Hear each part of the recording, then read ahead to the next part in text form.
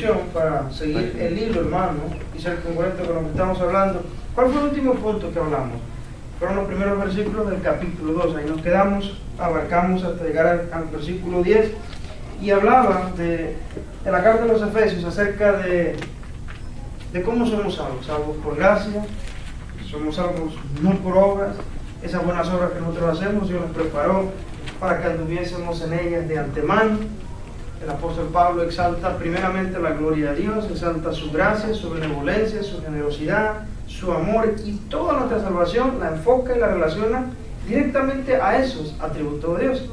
Y ahora que digo la palabra atributos, recuerden cuando estemos tomando las clases, solo hay una clase más de los domingos de la doctrina de la palabra de Dios, y después pasamos a la serie de los atributos de Dios. Y uno de los atributos, bueno, de Dios, pues es su amor, ¿no? Su generosidad. Hay muchos atributos que vamos a estudiar acerca de Dios. Entonces Dios, o mejor dicho Pablo, atribuye nuestra salvación a los atributos de Dios, a su benevolencia, a su amor, a su compasión, a su misericordia, a su gracia, a su bondad inmerecida hacia nosotros. Entonces, ¿dónde radica, dónde descansa nuestra salvación? En un acto de gracia de Dios. La gracia es un atributo de Dios. Entonces, nada tiene que ver de parte de nosotros. ¿Qué tuvimos que hacer nosotros para heredar esa salvación? No tuvimos que hacer nada. Porque ¿qué requería Dios de mí? Nada. ¿Qué hice yo? Nada. O sea, ¿qué podías hacer estando muerto? Nada. Y dicen, no, pero hermano, yo creo que por lo menos yo puse la fe. Y estudiamos la semana pasada que hasta eso, la fe, es un regalo de Dios. Entonces, lo cual nos enseña, hermano, es que la misericordia de Dios es aún mucho más grande de lo que pensamos.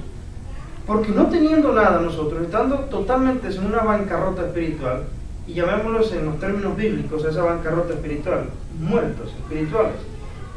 Estando muertos, fue y nos dio todo lo que necesitábamos para poder levantarnos y venir a Él. Nos da vida, y teniendo misericordia de nosotros, al levantarnos de la muerte, es que podemos venir a Él. No podríamos venir a Él si Él previamente no nos diera vida, si no nos regeneraba por el Espíritu. Y a este punto creo que debería, o a este nivel ya, ser claro el asunto de cómo es que Dios escoge. Y si Dios al escoger es bueno o es malo, como algunos dicen. Porque siempre va a haber personas que van a decir, bueno, si Dios escoge entonces para salvar, entonces Dios es malo, que deja escoger al hombre. Es bueno recordar ese tipo de pensamiento de que, bueno, si Dios te deja escoger estando tú muerto, siendo enemigo de Dios, estando enemistado con Dios, sabes que tú no vas a elegir a Dios, no lo vas a elegir. Si Dios le dice al mundano, al incrédulo, aquí estoy, y aquí está mi hijo en la cruz, le dejo, la decisión es de ustedes. Si Dios lo deja a la decisión de ellos, sencillamente todo el mundo se pierde eternamente. Pero Dios, que sabe de antemano que así va a suceder, dice, bueno, para que no se pierdan todos, tendré compasión de ellos. Yo sé que todos están perdidos, yo sé que todos son mis enemigos. No crea, hermano, que en el mundo de los incrédulos, aun cuando nosotros estuvimos ahí, algunos solamente éramos enemigos de Dios. No, todo el mundo, toda la humanidad entera, toda la raza de Adán y Eva, toda la descendencia de Adán y Eva, era, y es hasta el día de hoy, los incrédulos afuera, enemigos de Dios. Entonces, siendo enemigos, ¿cómo podríamos escoger a Dios? ¿Por qué? Porque teníamos esa muerte espiritual en nosotros, que aborrecíamos a Dios, aunque nosotros no lo sabíamos. No lo sabíamos. Recuerda cuando hablamos de aquel ejemplo, cuando pusimos el ejemplo, ¿cómo es que no puede? ¿Cómo es que no puede? Porque eso es una cuestión moral. Cuando usted le pide a una madre que mate a su niño chiquito, que lo ama tanto, y el niño es indefenso, usted le da un cuchillo en la mano a su madre y se mata. Y la madre dice, no puedo. ¿Cómo que no vas a poder? Tú tienes más fuerza física que él es un niño indefenso, no te va a poder resistencia, lo matas en cuestión de minutos. Toma la daga, atraviésalo y mátalo. Dice, no puedo, ¿cómo voy a poder? No puedo. Y uno dice, explícame cómo que no puedes. ¿Cómo te explico? No puedo, punto. Es mi hijo, lo amo, yo no puedo. Exactamente lo mismo ocurre en el sentido opuesto del mundano. El mundano, cuando ve a Dios, cuando ve la gloria de Dios, los cielos hechos, el firmamento, porque el firmamento declara la obra de Dios, no cree que ama a Dios por eso, no lo ama, lo aborrece. Romanos nos dice que viendo viendo, Dios le manifestó todas estas cosas y no dieron gracias a Dios, sino que se encendieron en su lascivia y su mente, su corazón fue entenebrecido. O sea, no buscaron a Dios, lo aborrece. El hombre incrédulo, estando muerto espiritualmente, lo poco que ve de Dios lo aborrece, odia con todas sus fuerzas a Dios. Pero ahora, note esto, y no he entrado todavía en la clase de hoy. Dice, no, me confunde, hermano, eso, porque yo veo al incrédulo que a veces habla de Dios. Él se levanta y dice, Diosito, ve conmigo, Diosito, donde yo voy, ve conmigo, Diosito. Un momento ahí. Ahora hay que ver qué Diosito está hablando, qué Dios es. Porque resulta que cuando ya le escarbas un poquito a que te describa un poco de ese Dios del que habla, te das cuenta que no tiene absolutamente nada que ver con el Dios de la Biblia. Entonces, ¿qué estamos entonces hablando? Estamos ante un ídolo que ellos se han formado. Entonces, no es cierto que aman a Dios.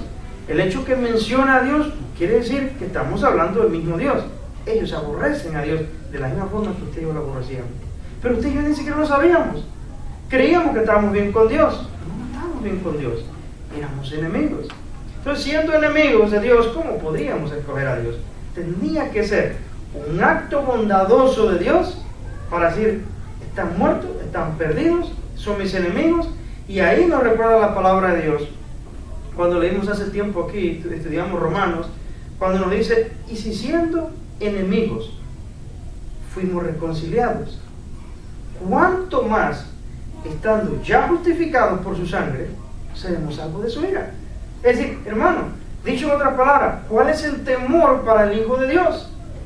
Si cuando éramos enemigos, que no teníamos nada que ver con Dios, éramos enemigos, siendo enemigos, fuimos reconciliados por su sangre, por la sangre de su Hijo, ¿cuánto más, estando ya justificados, ahora los que ya han sido justificados, seremos salvos de su ira?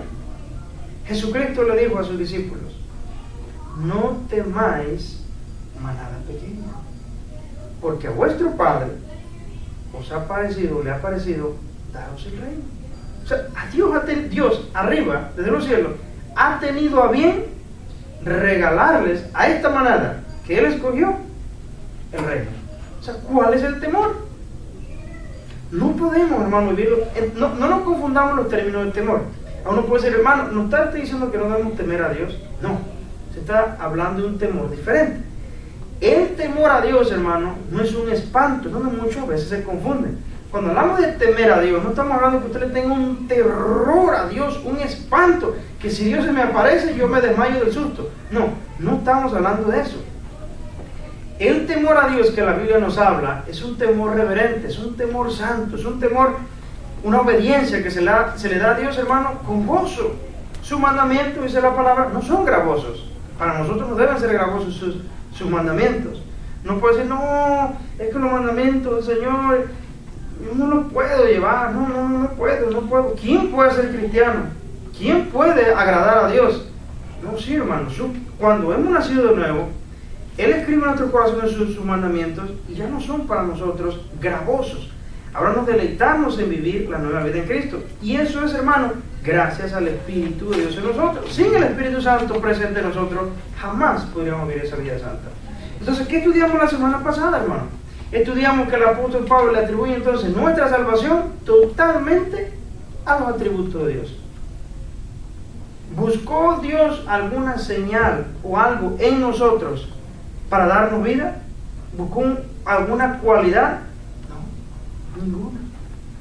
¿Y qué cualidad encontraría en un hombre y una mujer putrefactos, apestosos en el pecado? Porque es lo que éramos, hermanos.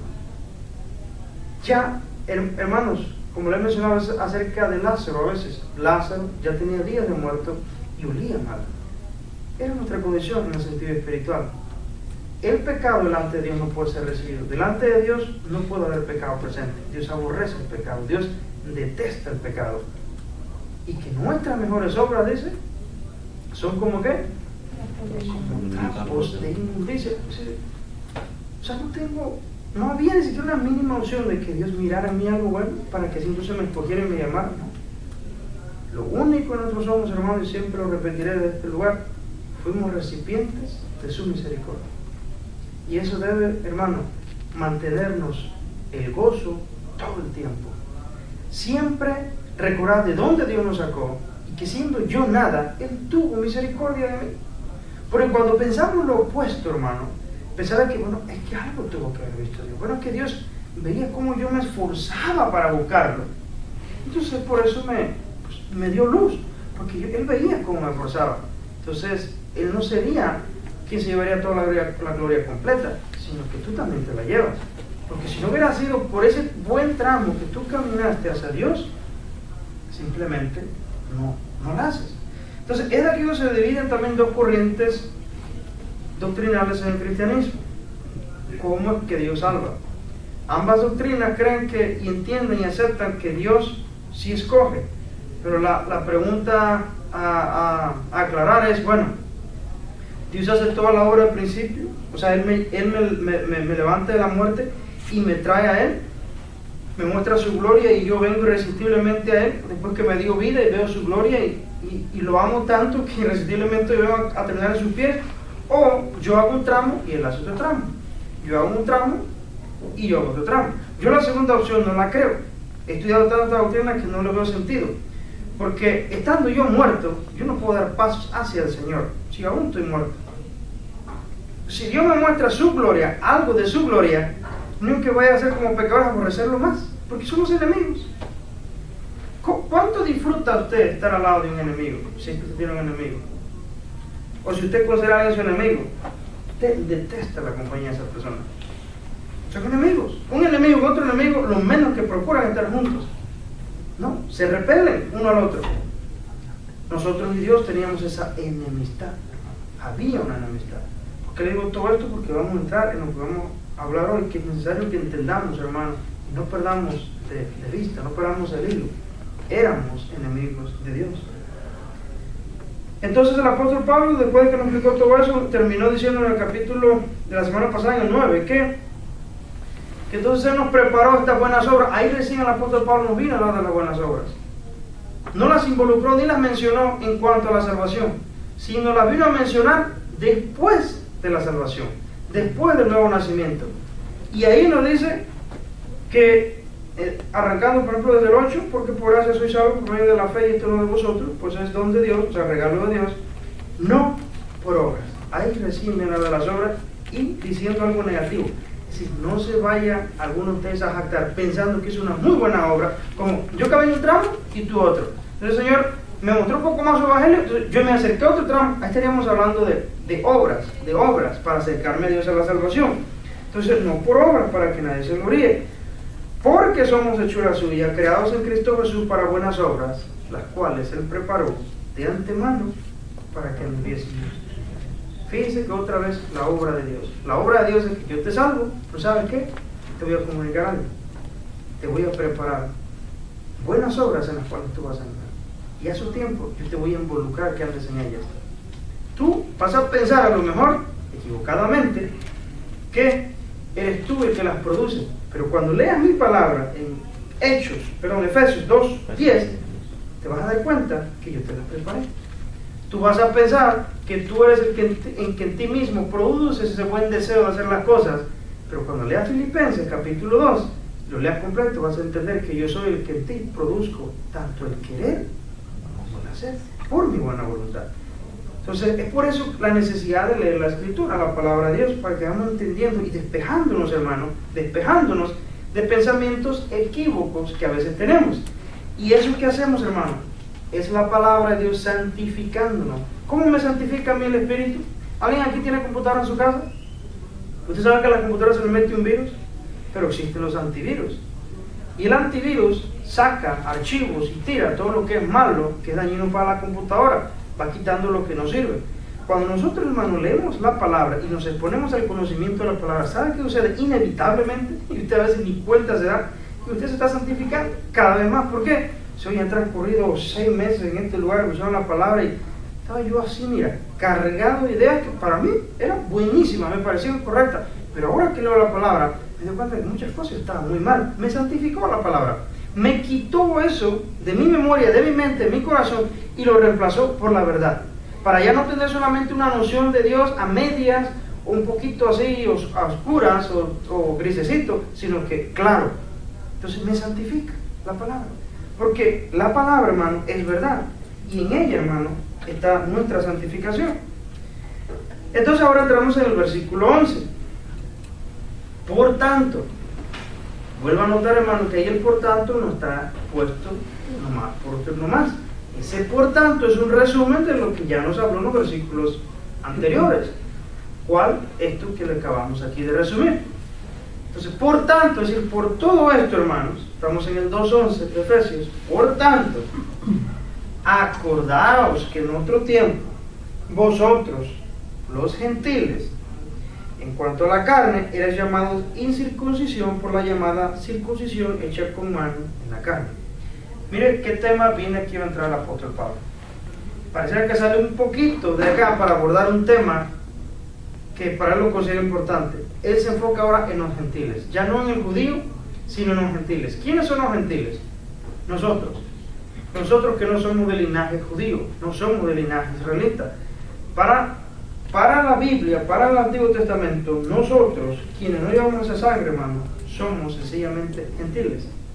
Ahora, vosotros, dice, los gentiles, en cuanto a la carne, es decir, en cuanto humanamente hablando, en cuanto a etnias raciales, dicho en otras palabras, ustedes serán llamados incircuncisión.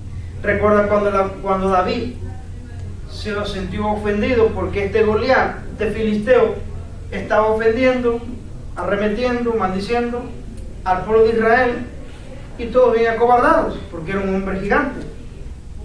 Entonces dice David, ¿y quién es este incircunciso?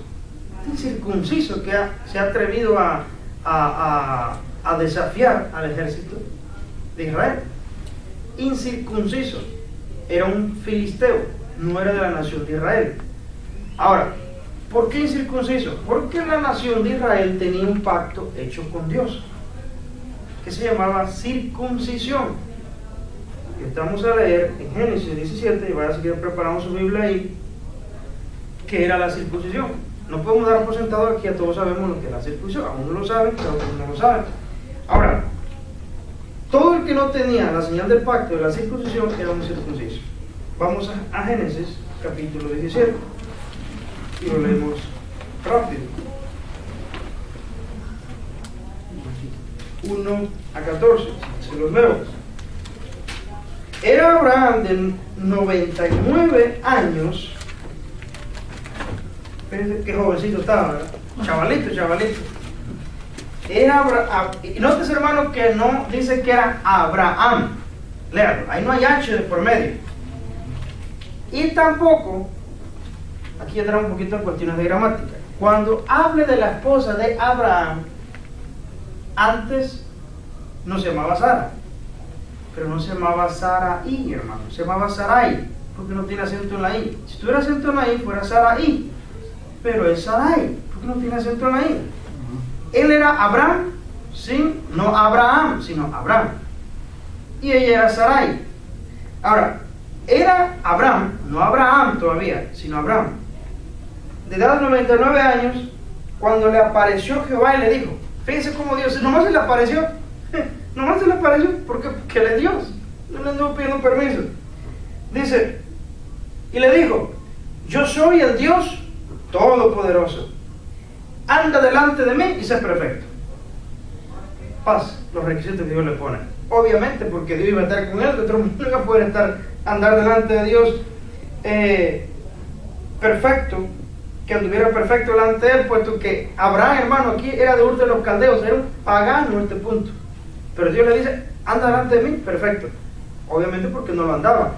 Entonces Dios de la inmundicia, de la paganidad o del paganismo, lo sacó. Yo soy, se le reveló. Así Dios se nos revela a nosotros. Del paganismo, de la muerte espiritual, se nos revela. Y así como nos llama a Abraham, nos llama a nosotros. Yo soy el Dios Todopoderoso, anda delante de mí y sé perfecto. Y pondré mi pacto entre mí y ti, y te multiplicaré en gran manera. Entonces Abraham se postró sobre su rostro, y Dios habló con él diciendo, he aquí mi pacto es contigo, y serás padre de muchedumbre de gentes. Y no se llamará más tu nombre Abraham. ¿Nota la diferencia? Ahí no lleva H.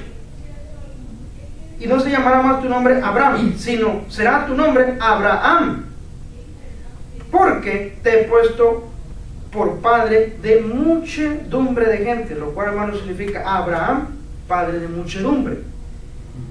Y te multiplicaré en gran manera, y haré naciones de ti, y reyes saldrán de ti, entre ellos David, Salomón, profetas también, y de ahí mismo iba a ser la simiente de Eva, en nuestro Salvador Jesucristo. Y estableceré mi pacto entre mí y ti y tu descendencia después de ti, en sus generaciones, por pacto perpetuo. Esto quiere decir eterno, hermano, para ser tu Dios, ese que al momento no era Dios de Abraham, o sea, era su hacedor, pero Abraham era un enemigo de Dios hasta ese punto, estaba hundido en el paganismo. Pero ahí le dice que este pacto perpetuo sería para ser tu Dios y el de tu descendencia después de ti. Dice, no solamente será Dios tuyo, sino también de tu descendencia. ¿Quién escogió eso?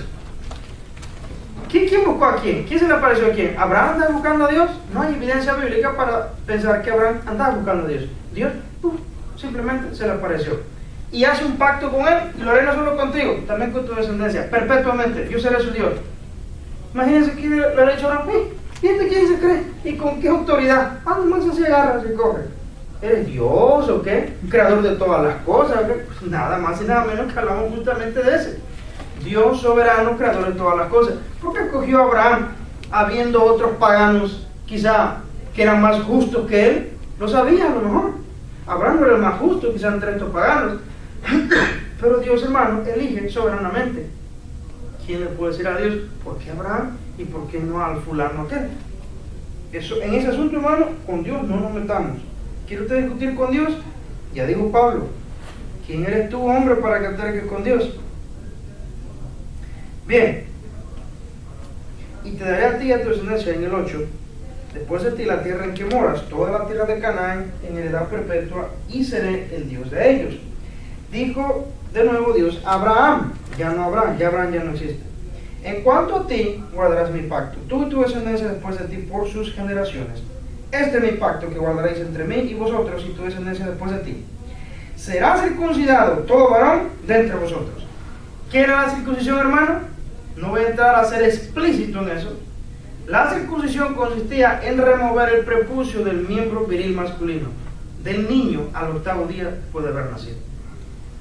Propósito, era una señal en cada cuerpo, corporalmente, hecho en la carne. No nos perdamos el hilo porque acabamos de leer en Efesios, hecha, ¿qué dijo? Dijo incircuncisión por la llamada circuncisión hecha con mano en la carne, porque se hacía con mano en la carne. Ahora, esto le protegía también, incluso, hermanos, se ha comprobado médicamente, algunos sí que sí, otros dicen que no, yo creo que sí. La circuncisión tiene beneficios a la salud. Y una de las cosas que también le cuidaba Dios a los israelitas es que si ellos fornicaban con las extranjeras, las de afuera, se protegían también de enfermedades venéreas. La circuncisión tiene muchos beneficios a la salud. Entonces, nos quedamos en el 11, ¿verdad? Y arrancamos con el 12. Y de edad de 8 días será circuncidado todo varón entre vosotros por vuestras generaciones, ¿sí? Va a ser por siempre, ¿sí? El nacido en casa y el comprado por dinero a cualquier extranjero que no fuere de tu linaje. Debe ser circuncidado el nacido en tu casa y el comprado por tu dinero, y estará mi pacto en vuestra carne por pacto perpetuo. Y el varón incircunciso que no lo hubiere, el que no hubiere circuncidado la carne de su prepucio, aquella persona será cortada de su pueblo, ha violado mi pacto. ¿Ok? Bueno, regresamos a Efesios. Ahora entendemos un poco mejor cuando dice Pablo que en otro tiempo vosotros, los gentiles, en cuanto a la carne, eran llamados incircuncisión por la llamada circuncisión hecha con mano en la carne. Es decir, de aquí ya estamos hablando de la primera barrera de vosotros, gentiles. Aquí él se está dirigiendo es a los gentiles, a nosotros. No solamente a los que estamos aquí. En el tiempo cuando escribió la carta, todos aquellos griegos, romanos, todos aquellos que venían a la fe de Cristo Jesús, que no tenían nada que ver con la señal del pacto, con las promesas de Dios. Entonces, ahora que creían en Cristo y estaban en Cristo, Él les dice, por tanto acordaos que en otro tiempo, ¿okay? Ustedes ¿Eran qué? Llamados incircuncisos, por la llamada circuncisión hecha con mano en la carne. En aquel tiempo pasado, estabais como sin Cristo. ¿Habrá un incrédulo que tenga Cristo? Imposible, hermano. A lo mejor lo trae colgado en la camioneta, en el retrovisor, un crucifijo. A lo mejor lo tiene en la casa, el crucifijo en la cabecera de la cama. A lo mejor lo trae en una cadenita colgada. A lo mejor la mujer, la esposa, lo trae un aretito. Pero eso no es Cristo, hermano. Eso es un ídolo. A lo mejor lo trae en la cartera en un retrato. Eso no es Cristo, hermano. El incrédulo está sin Cristo, hermano. Ahora, en aquel tiempo estaban sin Cristo, alejados de la ciudadanía de Israel. Es decir, ¿qué tenían ustedes que ver con la ciudadanía de Israel? Ustedes gentiles. Eran incircuncisos. Los únicos que tenían que ver con Dios, que tenían que ver con los pactos y las promesas hechas de Israel, eran aquellos que estaban bajo el pacto. Dios hizo el pacto tan solo con ellos. Dios, hermano, es exclusivista. Dios no tampoco comparte su gloria con nadie. Dios escoge a quien Él quiere. Uno dice, bueno, ¿por qué escogió a Israel? ¿Por qué no otras naciones? Porque Dios es Dios y Él soberanamente quiso escoger a Israel. Y cuando Dios le reprocha a Israel, le dice que no eran ustedes la nación más grande, es la más espléndida, pero la más insignificante. Y que la toma Dios para mostrar su luz al mundo entero. Pero escogió soberanamente a Israel. Él no escogió a otra nación, sino exclusivamente a Israel. ¿Y cómo arrancamos la historia en Génesis 17? Se le apareció Dios a Abraham y le dijo directamente: este es el pacto que haré contigo, haremos un pacto, te haré padre de muchedumbre, tendremos un pacto perpetuo, no solamente a ti, a tus generaciones. Ahí está la señal del pacto, vas a circuncidar a todo varón al 8º día. Puso las reglas, puso todo, no las puso el hombre. No te dan un contrato. ¿Qué te parece? Se da un trato. ¿Qué se te ocurre, Abraham? ¿Cómo te gustaría el trato? No, nunca le preguntó cuáles eran las cláusulas del contrato. Esas las pone Dios.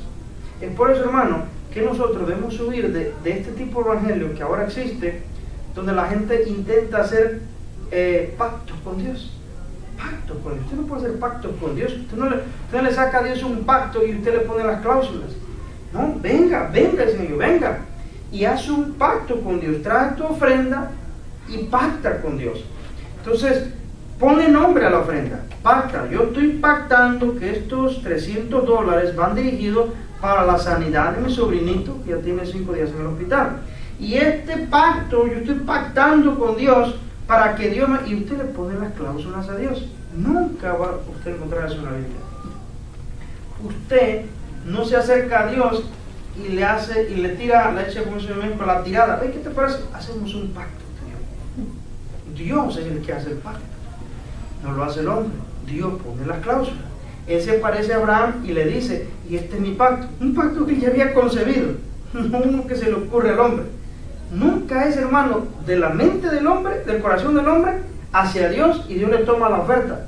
Por eso es que también queda descartada la posibilidad, hermano, de los sueños. Cuando hay ministros que le hablan a cristianos de tu sueño, sueña, ahí en tu sueño está escondida la voluntad de Dios. Sueña, trae a Dios tu sueño, preséntale a Dios tu sueño, que Dios va a llevar a cabo tus sueños. No, hermano, nunca encontramos en la palabra que Dios está interesado en cumplir o hacer realidad nuestros sueños. Lo que nos enseña la palabra es que muramos a nosotros mismos, que tomemos nuestra cruz y que nos sometamos a Dios. Nunca hay tal cuestión de que yo busco mis sueños, mis anhelos en la vida y se los traigo a Dios.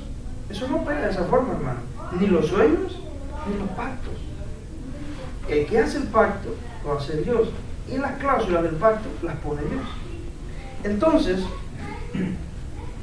estaban sin Cristo ajenos a la ciudadanía de Israel. No tenía nada que ver el gentil con la ciudadanía de Israel. Y también, ¿qué más? Y ajenos a los pactos de la promesa. Es decir, todas las promesas que Dios le hizo a Israel a través de Abraham, a través de los patriarcas, los griegos, los romanos, los egipcios, los babilónicos, todos los gentiles.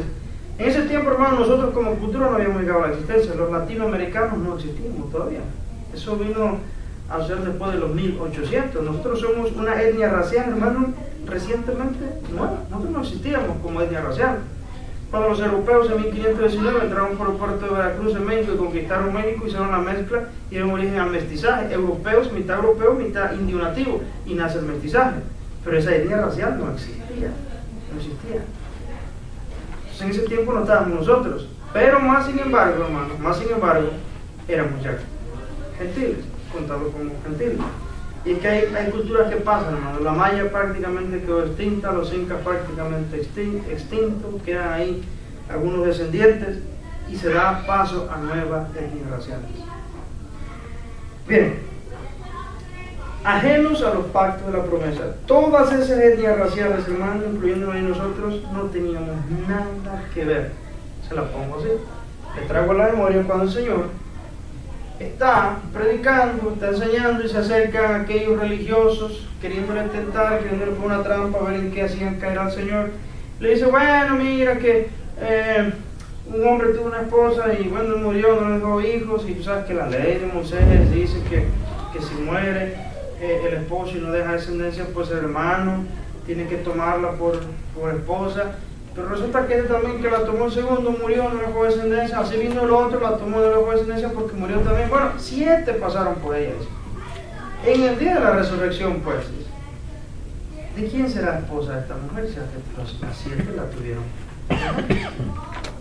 Para ellos, esta pregunta, teológicamente hemos agarrado a Cristo que no tiene ni para dónde darle. Aquí van a meter la pata y lo vamos a hacer que diga algo que se vamos a decir cierto, que es Dios y que es el Mesías. Aquí lo vamos a probar. Jesucristo le da una respuesta muy sencilla, le dice, erráis, porque desconocéis las Escrituras y el poder de Dios. 2 cosas desconocemos, la Escritura y el poder de Dios. Y así también nosotros. O así también los incrédulos cuando ponen preguntas, hermano, muy tontas, que no tienen sentido porque desconocen las Escrituras y el poder de Dios. ¿Por qué? Dice, porque primeramente dice que en el día de la resurrección ni se casarán ni se darán en casamiento, sino que serán como los ángeles de Dios. Lo que da por sentado, hermano, que las relaciones sexuales en el reino de los cielos no existen.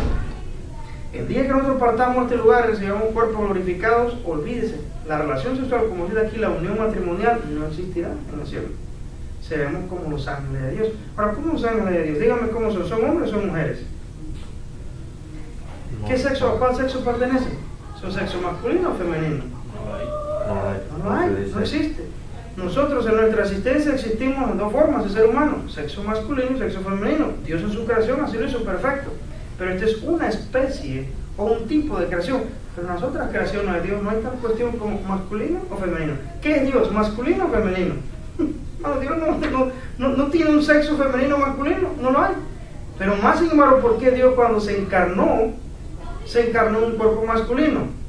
Por la sencilla razón, hermano, que el sexo masculino es quien lleva el liderazgo, una autoridad espiritual en todo sentido, dentro del reino de Dios.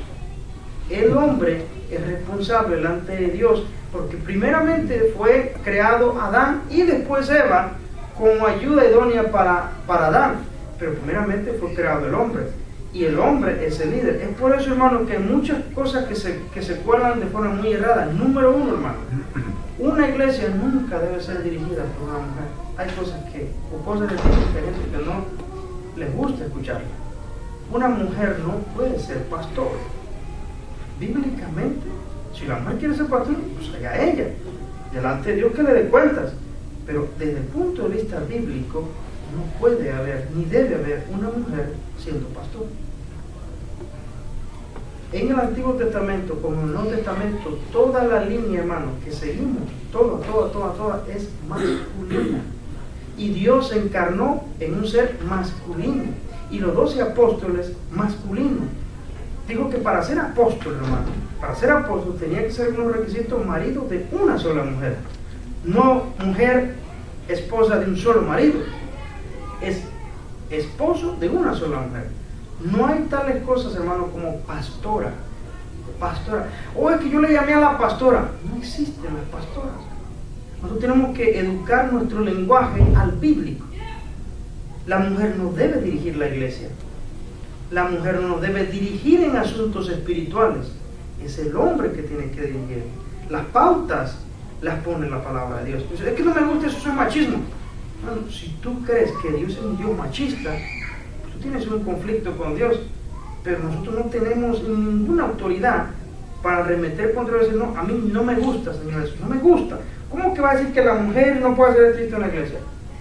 No hay pastoras, no hay una sola evidencia en el Nuevo Testamento a través de la historia de que se levantaron pastoras. Pero hoy, en un acto de rebeldía, los nuevos movimientos que surgen, que les importa, hermano, cero lo que diga la palabra, hay pastoras a morir, hermano, dirigiendo las iglesias. Se autoproclaman pastoras. Usted y yo, hermano, a la esposa del pastor, ¿sabe cómo se le llama? Esposa del pastor. Oh, yo llamé a la esposa del pastor. No, usted no llamó a la pastora. El pastor es el pastor, el que Dios puso a él. Ella es la esposa del pastor. Ella es la ayuda del ministerio. Pero ella no es la pastora. Entonces, ¿entiende usted eso, hermano? Y no es difícil de digerir, es una cosa sencilla. No hay tal cuestión como pastora. Ahora, ¿cómo nos quedamos? Ajenos a la ciudadanía de Israel, ajenos a los pactos de la promesa. Ok, ajenos totalmente. Un incrédulo, un gentil, nada que ver con la promesa de Dios. Ahí Jesús le dijo a estos hombres, ok, después que le dijo que en el día de la resurrección seremos como los ángeles de Dios, que ni se casan ni se dan en casamiento, le dice, y además dice, ¿no habéis leído que Dios es Dios de Abraham, de Isaac y de Jacob? Dice. De modo que Dios es Dios de vivos y no de muertos. Dicho de otra manera, ¿y tú muerto qué te metes en este asunto? ¿Tú qué tienes que ver? ¿Qué vela tienes en este entierro? Yo no soy Dios de muertos, yo soy Dios de vivos. ¿Pero de cuáles vivos? Lo que Él ha revivido. Lo que Él de su voluntad, de su soberana voluntad, quiso levantar de la muerte. Entonces, al decir yo soy Dios de Abraham, de Isaac y de Jacob, está recalcando la promesa hecha a los patriarcas exclusivamente a Israel. Hay muchas cosas que a nosotros nos cuesta trabajo digerir. Cuando el Señor anduvo en la tierra, no sé, uno puede haber dicho, como que el Señor se me hace arrogante. No, es que hay cosas que no las entendemos. Al Señor le rogaban, una mujer se le pegó, una que era sirofenicia, que le hiciera un milagro, que le sanara al hijo, y le rogaba por un milagro. No, el Señor la ignoraba. No, yo no he sido enviado a ovejas, a otras ovejas, sino solamente a las ovejas de carrera de Israel. O sea, nada que ver con los perrillos. Se llamó perrilla. O sea, la traducción Reina Valera lo traduce como perrilla, pero está hablando como si se dijera un animal. Es decir, gentiles. Yo vengo a las ovejas perdidas o extraviadas de la casa de Israel. Pero esta mujer, hermano, se pegó al Señor y dijo, sí, Señor, pero aún hasta los perrillos comen de las migajas que caen de la mesa. Y la fe que esa mujer tuvo, una fe, obvio, hermano, que era el Señor trabajando a través de ella, porque esa fe no le brota de ella a sí misma, es Dios que nos da como don la fe. Pero ¿por qué Dios hace pasar por eso? Dios sabe, hermano, cómo trabaja. Pero Dios en un momento se hizo como duro, pero Dios estaba trabajando en la fe de ella. Y la mujer se aferró y una fe, y Dios mismo la elogió, que no había encontrado ni siquiera en Israel una fe como esa. ¿Ve cómo? Y al último viene la recompensa. Pareciera que la maltrató, pero Dios es el mismo que la elogia, le dice, en Israel no encontré una fe como esta.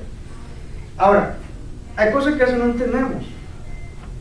¿Cómo es que Dios solamente dice a Israel, pobres gentiles, a las otras naciones? ¿No había gente buena? Bueno, no hay gente buena realmente, no hay bueno, no hay ningún bueno.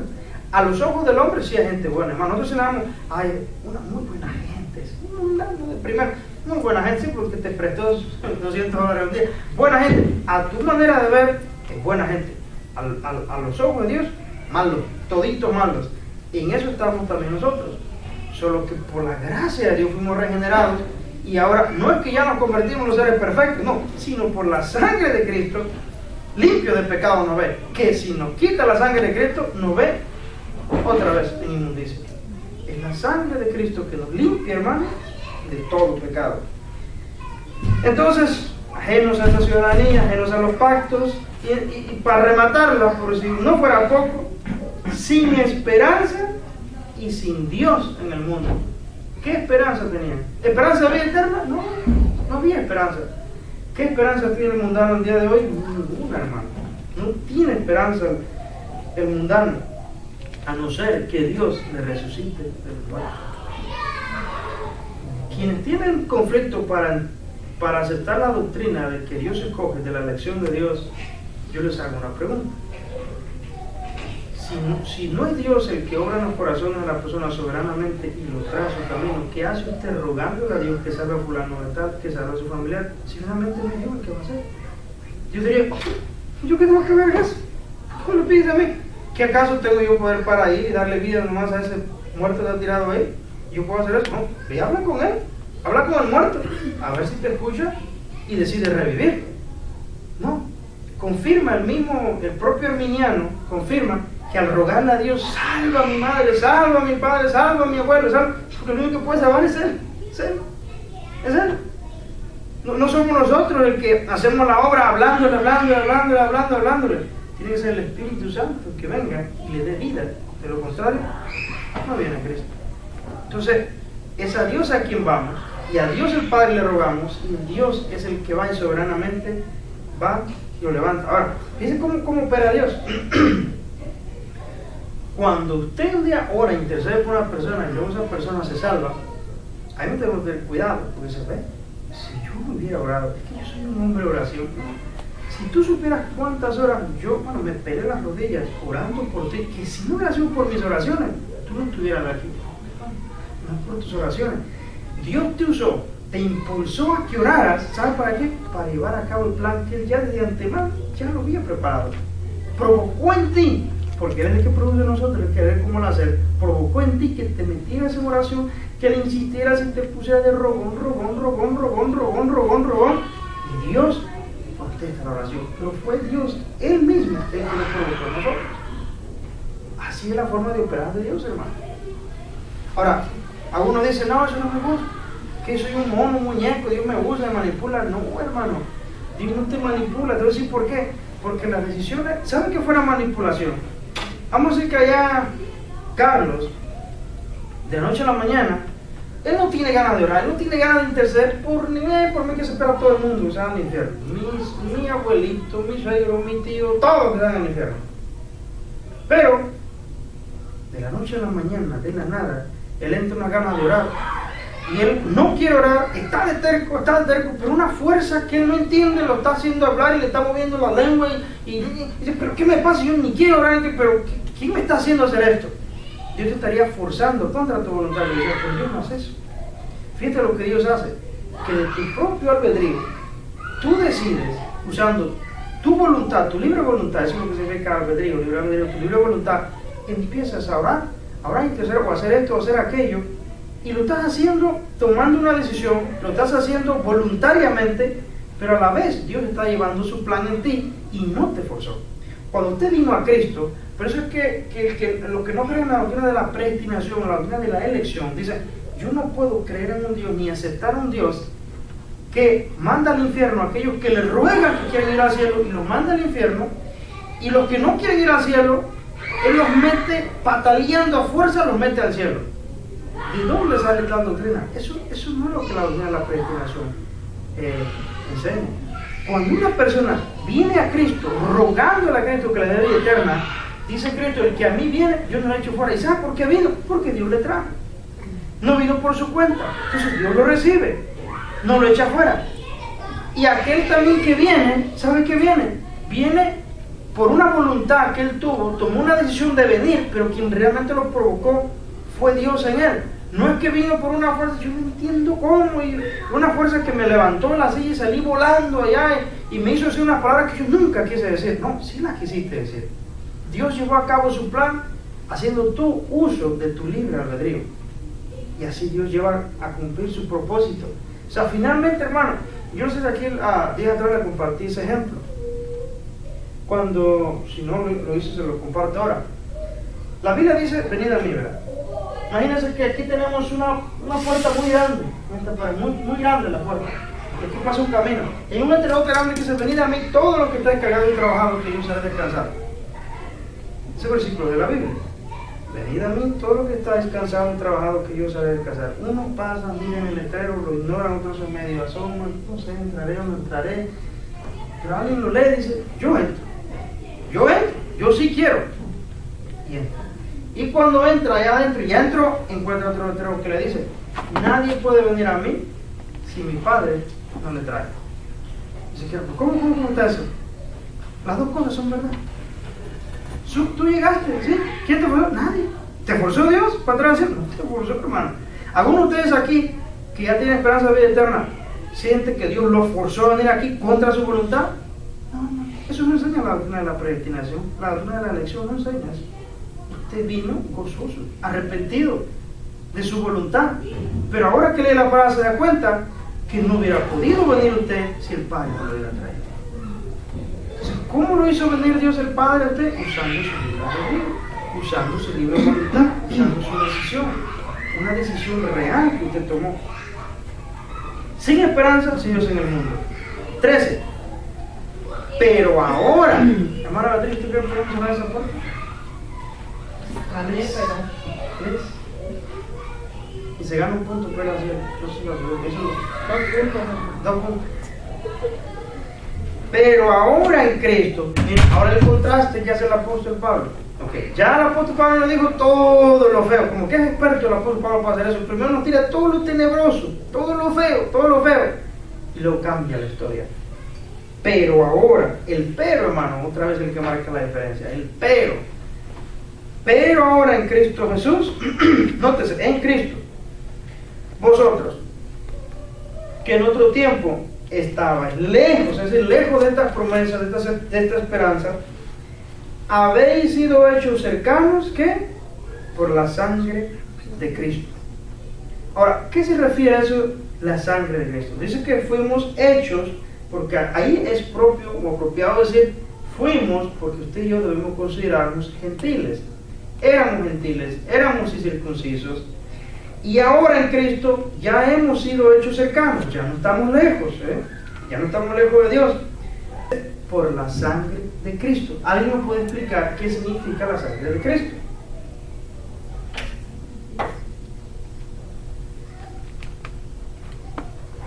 La sangre de Cristo, hermano, no es otra cosa que el sacrificio de Cristo. Dice que Él es la propiciación por nuestro pecado. Es decir, Él tuvo o tomó el papel de víctima. Él fue el que sufrió por nosotros. Él es nuestra propiciación. Mira, leamos Romanos 3:25. ¿Quién me lo lee rápidamente? Hermana Beatriz, 1 Juan 2:2. Y estos versículos nos hablan acerca de la propiciación del sacrificio de Cristo por nosotros. Gracias a ese sacrificio, nosotros hemos sido hechos cercanos.